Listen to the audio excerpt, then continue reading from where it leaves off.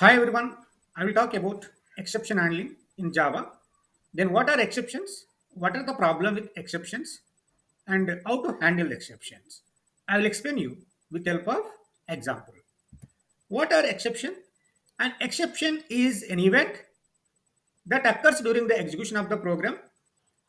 Once exception occurred in the program, it interrupts the normal flow of the program. An exception is an object that represents an error or unexpected behavior. Exceptions are handled to maintain program stability. It means that once exception occurred in the program, it will be disrupts the normal flow of the program.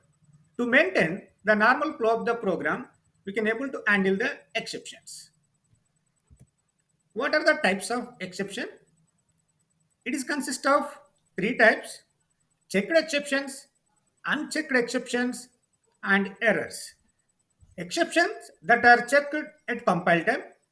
Those type of exceptions occur during the compile time. Those exceptions are called as the checked exception. For example, IO exceptions. If you are able to read the data from the user, in such cases, it will occur during the compilation time. And SQL exceptions, which are the example of the checked exception. Comes to the unchecked exceptions, which are also be called as runtime exceptions, which will be detected during the runtime. What are the example of unchecked exceptions? Null pointer exception, arithmetic exceptions, array index out of bounds exceptions. They are the few examples of unchecked exceptions. Then errors, serious issues that can't be recovered. For example, out of memory error, the memory is not sufficient. In such cases, the serious error will be displayed. The stack overflow error. These two are the examples of errors. Look at this exception hierarchy. The main class is throwable. It is divided into two subclasses, the exception and error class. Again, the exception is divided into two categories, checked exceptions and unchecked exceptions, which are called as what? Checked exceptions, which are called as runtime exception, which will be detected during the compile time.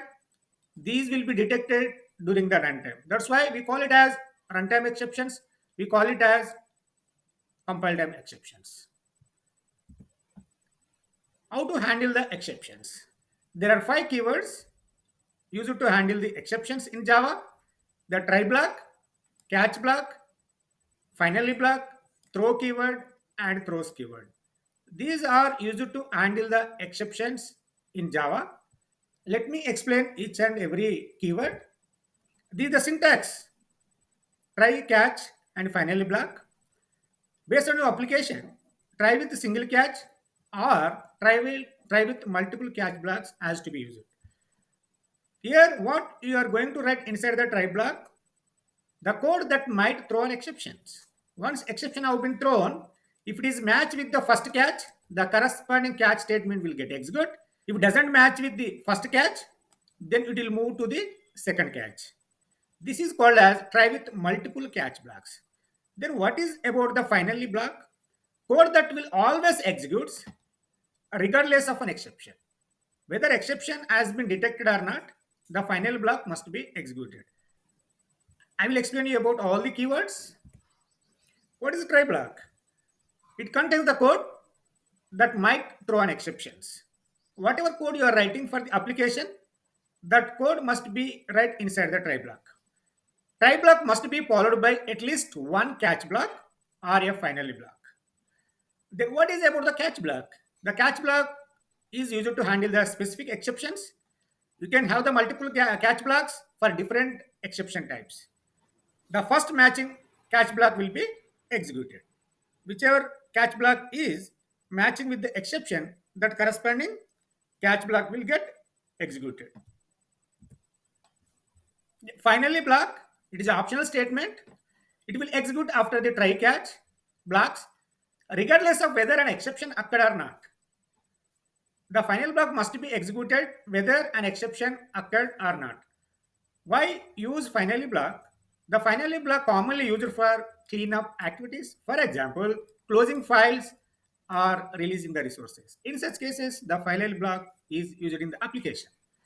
What is throw keyword? The throw keyword is use it to throw the exception explicitly. I will take the separate class for the throw keyword. Then throws keyword, it is used in method declaration to specify that a method might throw one or more exceptions, which has to be used after method signature. I will write the program for how to handle the exceptions. Now look at this example. The array has been initialized.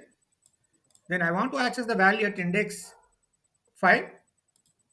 Try with the single catch statement and also use the finally block.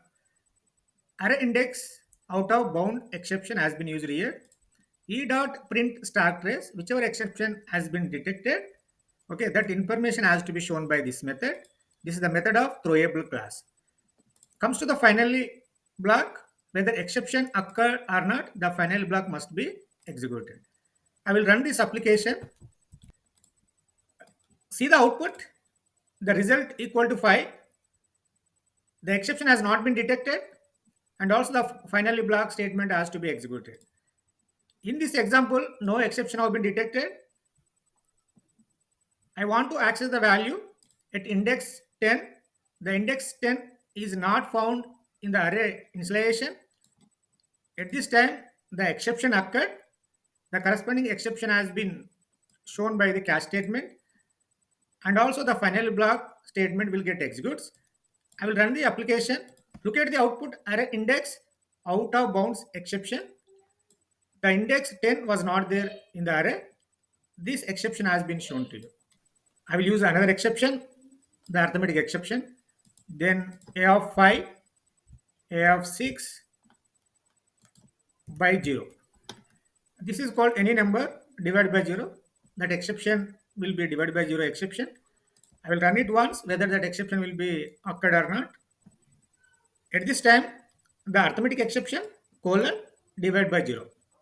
Okay. The previously we got array index out of bound exception.